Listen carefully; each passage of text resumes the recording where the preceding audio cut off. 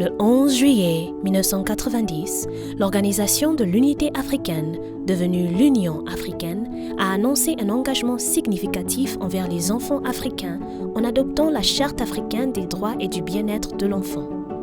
Le monde dans lequel la Charte a été adoptée était très différent de celui d'aujourd'hui. Pourtant, malgré les changements socio-économiques importants que le continent a connus depuis, nombreux sont les défis auxquels les enfants africains doivent toujours faire face.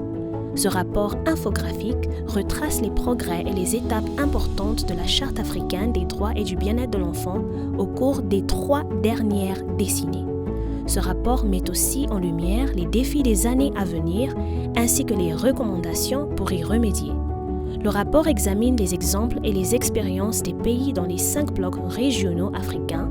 Il se concentre notamment sur 9 pays qui couvrent toutes les catégories de bienveillance envers les enfants.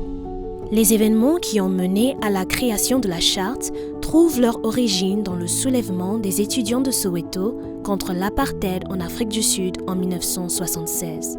La Déclaration des droits et du bien-être de l'enfant a été adoptée en 1979 et la Charte africaine des droits et du bien-être de l'enfant a été adoptée en 1990. L'année suivante, la Journée de l'enfant africain a été instaurée le 16 juin.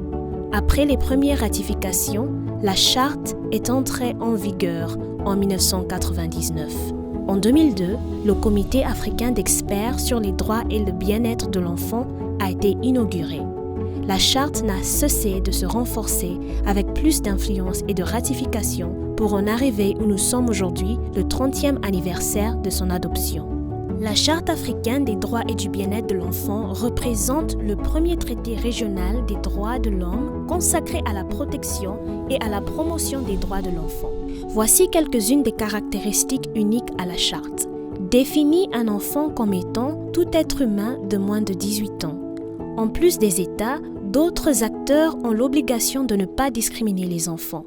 Interdit la discrimination fondée sur l'appartenance ethnique, protège les enfants contre l'apartheid et la discrimination, proclame expressément sa suprématie sur toute coutume, tradition, pratique culturelle ou religieuse incompatible avec les droits de l'enfant, protège l'enfant contre les pratiques négatives sociales et culturelles, adopte une approche plus contextualisée à l'éducation, mentionne expressément les petites filles, les enfants surdoués et handicapés dans le contexte du droit à l'éducation, contient des dispositions majeures relatives à la justice pour mineurs et elle précise les responsabilités de l'enfant.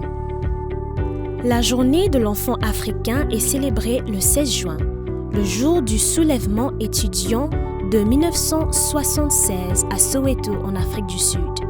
Chaque année, le thème est choisi en concertation avec les enfants. Depuis l'adoption de la Charte en 1990, la ratification de l'instrument a commencé et se poursuit jusqu'à ce jour. En 2002, 50% des États de l'Union africaine avaient ratifié la Charte et 75% en 2007. Aujourd'hui, 91% des États de l'Union africaine ont ratifié la Charte. 5 États n'ont pas encore ratifié la Charte et 4 États ont émis de réserves sur certaines parties de la Charte et ne se considèrent pas comme liés par certains articles. Concernant la soumission des rapports, seuls 10 États ont soumis un ou plusieurs rapports périodiques comme l'exigent leurs obligations en vertu de l'accord ratifié et 10 pays sur 49 n'ont pas soumis de rapport initial comme l'exigent leurs obligations en vertu de l'accord ratifié. En suivant les tendances des indicateurs clés, il devient évident qu'il y a des tendances négatives importantes, mais il y a aussi des points positifs qui donnent espoir quant à des améliorations continues. L'indice de bienveillance envers les enfants a été développé dans le but d'illustrer l'état actuel des droits de l'enfant en Afrique. L'indice classe les pays africains par rapport à un certain nombre de critères, politiques et lois de protection, dépenses publiques consacrées aux droits de l'enfant et la participation des enfants au processus décisionnel.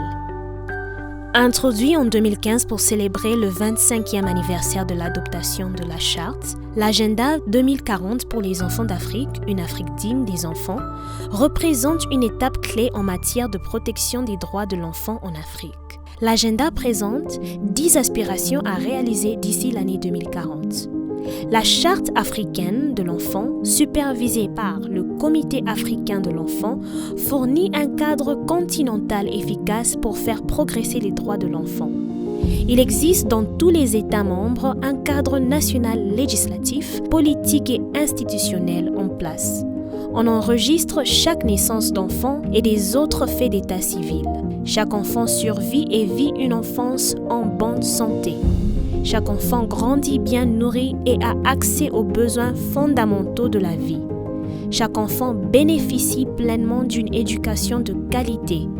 Chaque enfant est protégé de la violence, de l'exploitation, de la négligence et des abus. Les enfants bénéficient d'un système de justice pénale adapté à leurs besoins. Aucun enfant ne subit les effets des conflits armés et d'autres catastrophes ou situations d'urgence. Les opinions des enfants africains comptent. Ce rapport est un appel à l'action. Il incite les États à continuer de développer leur approche aux droits et au bien-être des enfants pour que la Charte puisse atteindre son plein potentiel.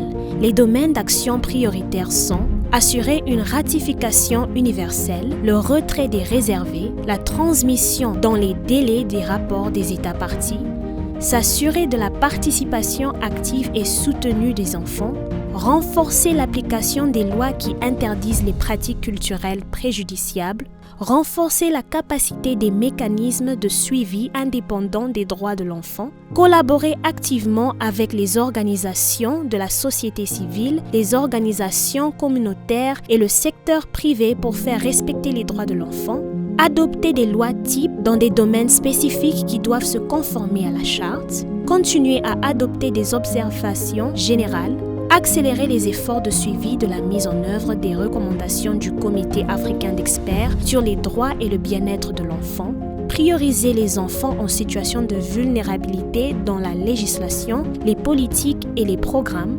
améliorer la collecte de données et le développement de connaissances.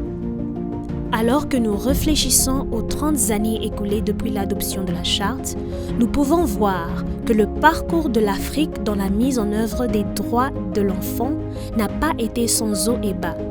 L'Afrique peut se permettre de célébrer ses réussites, mais elle a peu de place pour la complaisance. Il est temps d'agir.